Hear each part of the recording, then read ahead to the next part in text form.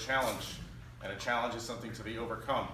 And he's overcome a number of more challenges than most of us probably will ever face in a lifetime.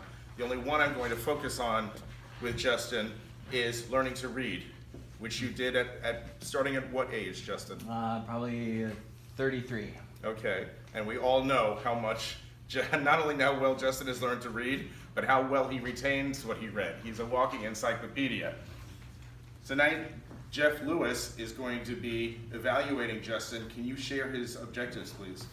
Yes. Justin is doing speech number 7, which is research your topic, and the objectives are collect information about your topic from numerous sources and carefully support your points and opinions with specific facts, examples, and illustrations gathered through research. Thank you, Jeff. And everyone, please help me welcome up Justin Whitty with his speech, What Are You Not? Justin. Thank you. This speech tonight is dedicated to Richard, because last time I gave a speech, he said, when are you going to stop talking about yourself so fucking much? So, Richard, this fucking speech is for you. What can I say? Tonight I'm going to be talking about absolute renunciation. If you're familiar with that term, absolute renunciation is giving up everything you think you know about yourself because it is not what you truly are. One of my favorite contemporary philosophers, Sri Nisargadatta Maharaj, said the body is made of food, the mind is made of thought. See them as they are. Non-identity, when natural and spontaneous, is liberation.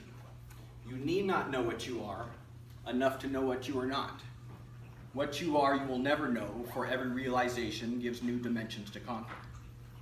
So tonight, I'm going to be talking about what we think we are, what creates this perception, and all the problems that arise out of it. What we think we are is our mind and our thoughts. And you know that every 7 years, you are a completely new person. Every cell in your body is replaced every 7 years. What you are is this impression of your genetics and your circumstances, two things that are beyond your control. So everything that you are is nothing that you have any control over. I was talking with this about a doctor today. 90% of what someone learns happens between the ages of 1 and 5. And that tells you how many of you had control over your lives between the ages of 1 and 5. And how many of you have control over the genetics that you have. So you're both that genetic plate plus the impressions of your life. And that is what shapes us all. The problem with this is what Richard was saying. He turned into a little klepto. He took those negative opinions that people had about him and built this person that he was not, and it led to selfish desires. And in the East, selfish desires are the main cause of all our sufferings. We want things we don't have.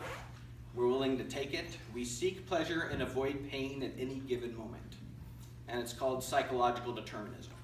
Freud came up with it in the West, but it is an ancient Hindu principle.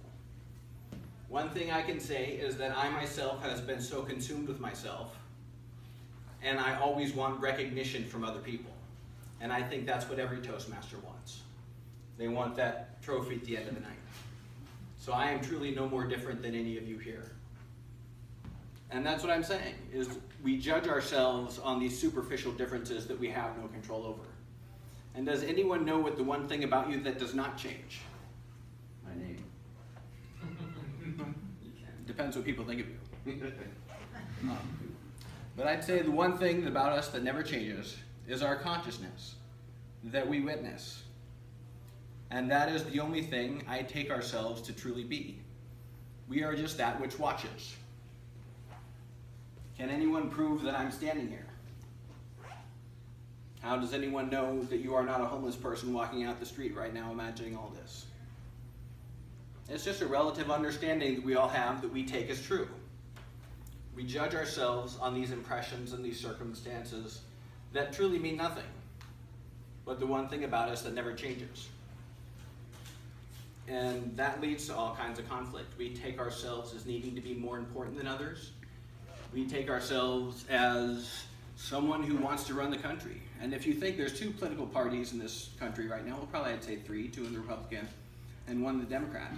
And if you ask someone who watches Fox and someone who watches MSNBC, they will both say they're true, and they will both give you an opposite opinion of reality. How many people you know what the highest point on the earth is? Mount Everest? How do you know? Have you ever measured it? You believe it all because someone told you and you take it as a fact. That is the same reason why we thought Saddam Hussein had weapons of mass destruction. Someone told us, so we took it as true, so we went to war. And look at all the conflict that came out of that. So one of the things I have found with myself is that I am not my thoughts and I am not my body. And one of the things I have found to get happy with myself is to let all that go. To let my desires go. To let my selfishness go. Because that's who we are as humans. We're just selfish beings that want more. And when you realize you are not that thing, you can be happy in any circumstance. Happiness today is nothing but letting all that go. Saying you are not that gay boy. You are just the consciousness. We all hold on to these things that we think we are, and it causes all kinds of problems. That's why it said non-identity, when natural and spontaneous, is liberation. Thank you.